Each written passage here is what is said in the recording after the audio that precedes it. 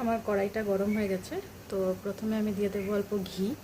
আমি জেনারেলি ঘিতে বানাই খাবারটা, একদম সামান্য পরিমাণ দিয়েছি, খুব বেশি না। তো ঘিটা দিয়ে একটু নাড়াচাড়া করব। স্টিমটা কমিয়ে দিয়েছি, নাহলে আবার ঘিটা জ্বলে যায় তো খুব জলদি।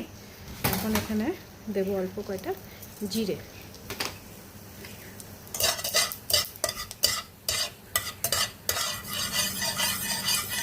জিরে দিয়েছি, জিরেটা একটু ভাজা হয়ে যাক। তারপর এতে আমি দেব কোয়াশগুলো, কেটে রাখা কোয়াশগুলো।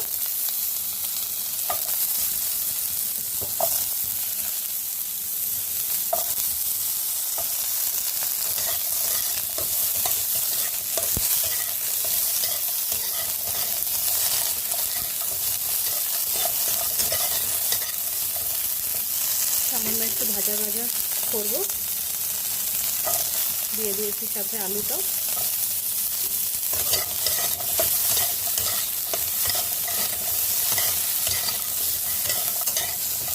কোয়াশ আলু দিয়ে তাতে আমি অল্প একটু দেবো জিরে, সামান্য পরিমাণ দেবো জিরে, খুব বেশি না।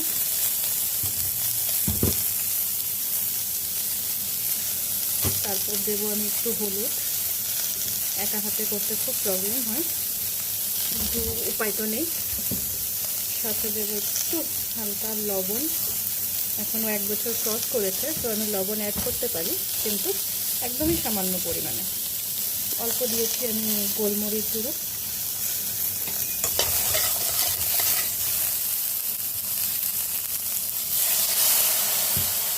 মশলাটা জ্বলে না যায় তার জন্য একটু জল দিয়ে দিয়েছি।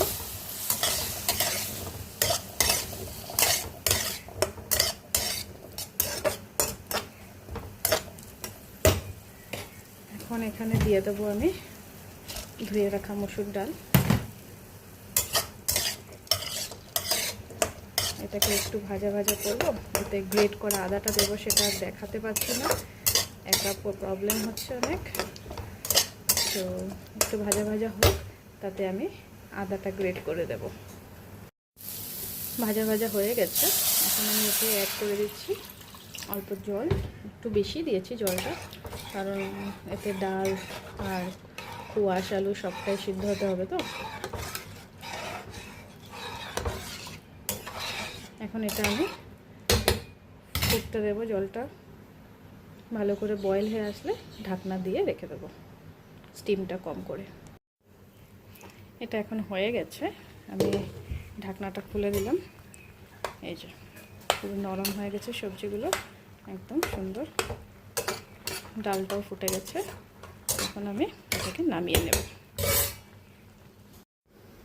রেডি হয়ে গেল লাঞ্চ, কোয়াশ আলু ডাল দিয়ে একটা পাতলা ঝোল, হালকা অল্প জিরে দিয়ে। আপনারাও বাড়িতে ট্রাই করতে পারেন আপনাদের বাচ্চার জন্য।